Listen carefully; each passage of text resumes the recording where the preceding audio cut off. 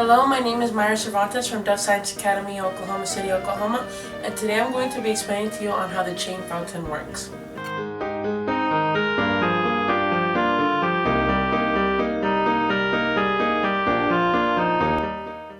This experiment was first known as following the rules of inertia.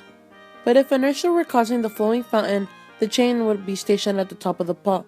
For example, the same way that a ball tossed into the air is stationed at its highest point. The creation of the flowing loop depends not on inertia, momentum, or gravity, but on the upward force coming from the bunched up ends of the chain still in the beaker. In other words, as gravity pulls down, the chain itself pushes up. These opposing forces create the fountain effect. In 2011, the chain fountain was discovered by a young guy named Steve Mould. He was the host of a television show in Britain. He had a master's degree in physics from the University of Oxford. Mould, with the help of another physicist, Mark Warner, worked together to try to see how the experiment worked. They then realized that by using metal beads, the chain lifted up higher. They then found out that force and energy were the cause to this experiment. The chain had to be at the top of the jar before the strings of the bead is pulled. The bead then fell and triggered momentum downwards, which caused a momentum upwards to the beads that are leaving the jar. To sum their research up, the chain fountain is based on force, which force is used in everyday life.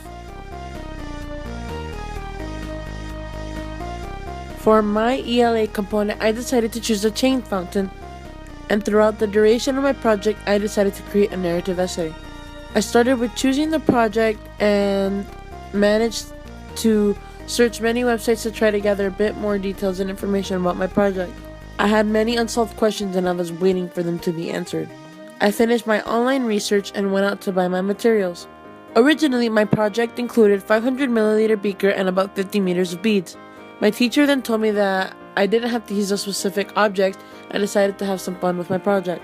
I bought a small plastic container and about 75 meters of colorful beads. I cut each bead and superglued them all together. At last, I finished the beads and put them in the container without tingling them. I took pictures from many angles and took a video. The beads were all different colors and it looked quite amazing. I repeated the experiment about 2 or 3 times and realized that when the jar was tilted, that the beads created a larger fountain.